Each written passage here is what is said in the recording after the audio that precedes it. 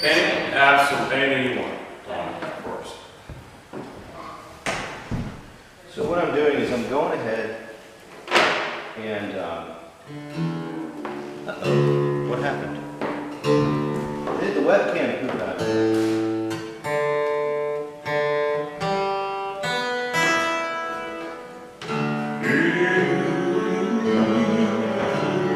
Singing sweetly o'er the plain, and the mountains in reply, echoing their joyous strength.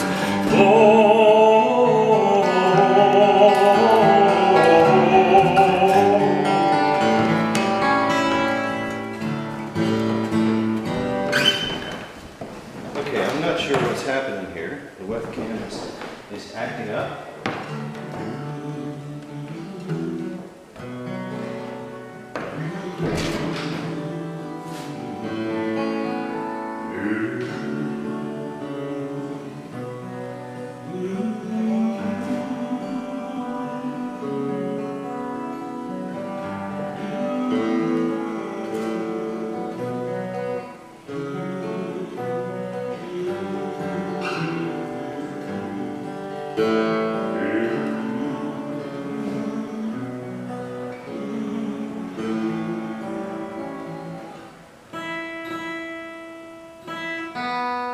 Okay, you about ready? Yep.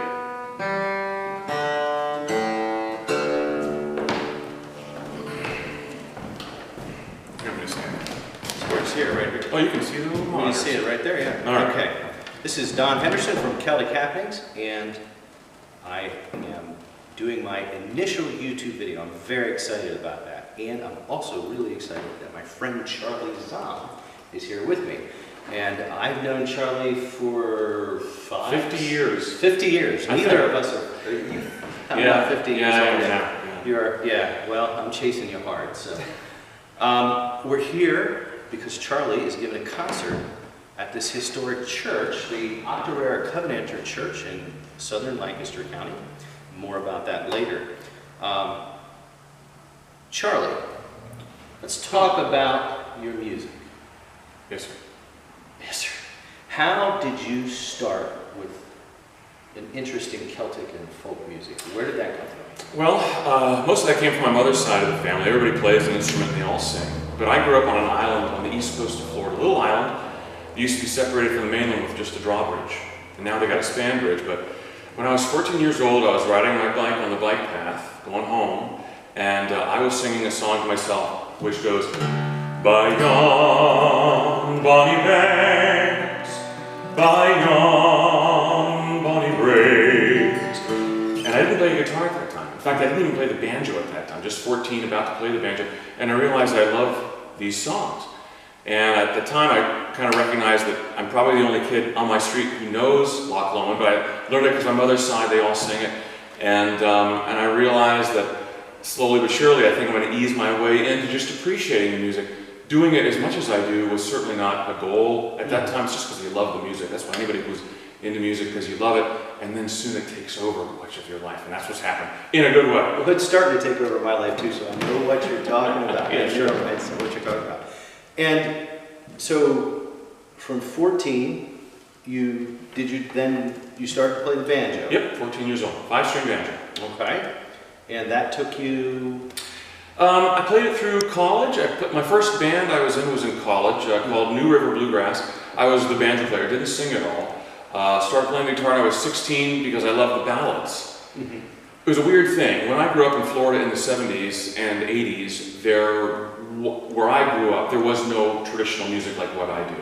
The only traditional music you'd see would be the bluegrass bands. So in order to fit in with them, I learned how to play the 5-string banjo, so I could just hop right in and play. And I learned all the, Foggy on Breakdowns, the Devil's Dreams, all those, classic bluegrass tunes, and taught myself with the bluegrass picks how to play the guitar. So that's where that comes from. Okay. And I taught myself pretty much everything I know. I took 6 months of lessons and from a great guitar player, and really wanted to go more into the acoustic folk thing. And so went down to the library because there was no internet.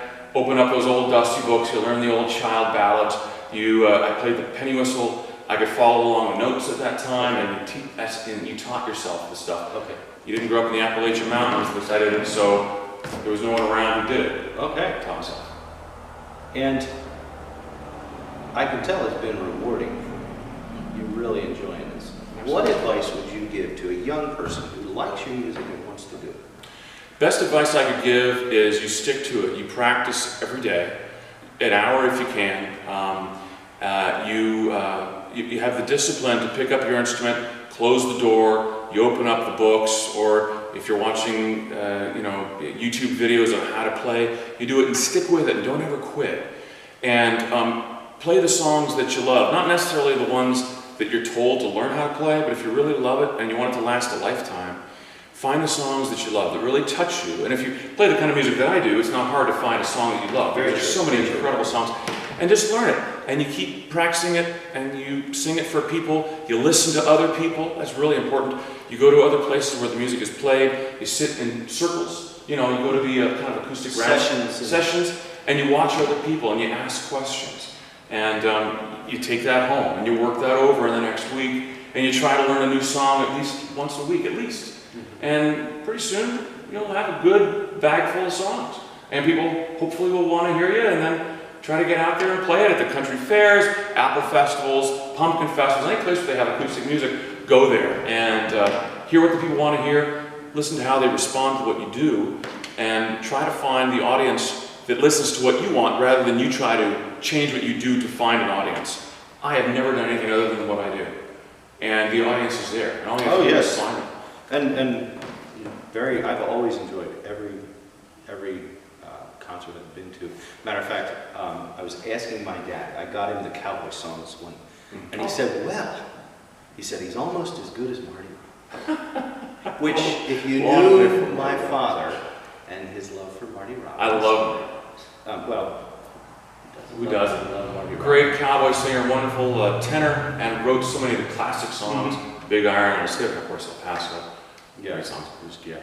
Now, I'm going to give a plug for Charlie's website. What is www.charliezahm.com.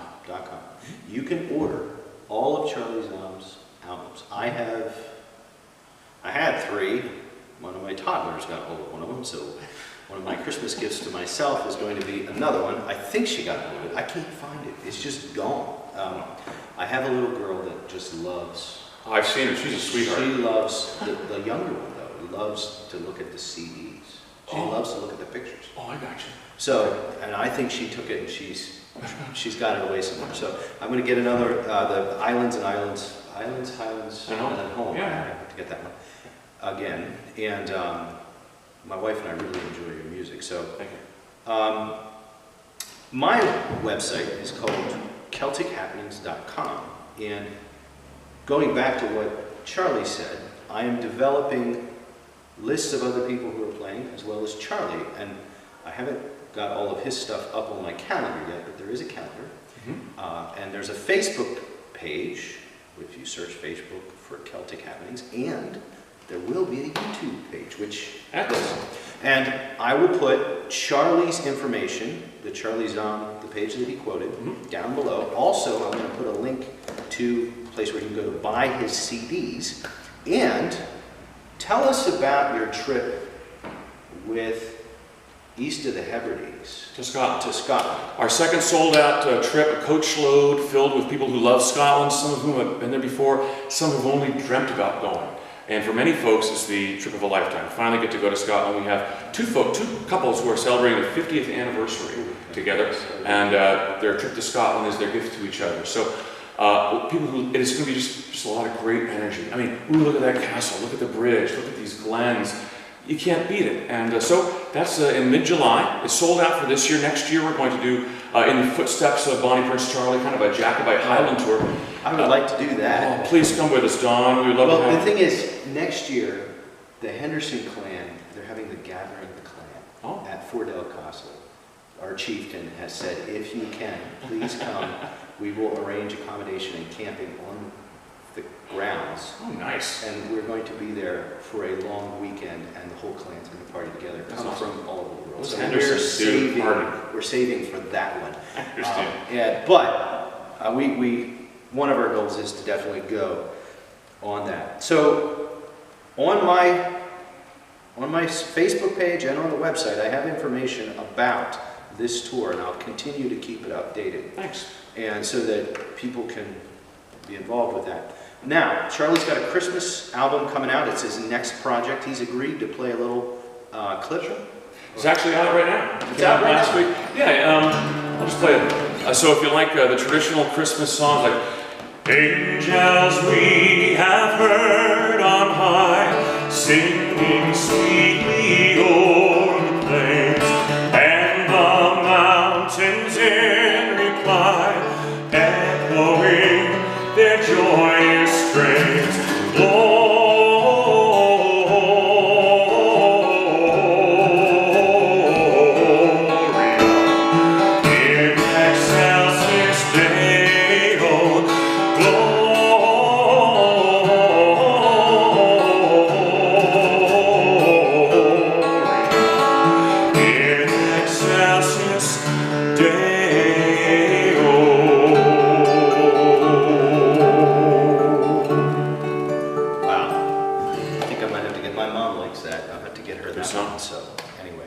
Well, we're going to wrap up the interview now. I want to thank you again for being it's a my pleasure. first interview. Thank you, sir. And it's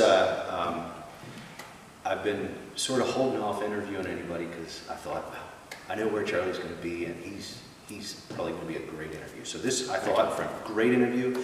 And check out all the stuff we've talked about. And thank you very much for tuning in to Celtic Happenings. Check out Charlie Zahm's website. Check out my website. So thank you again.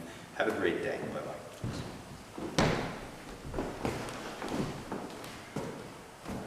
So, thank you, sir, very much. I'll edit it down.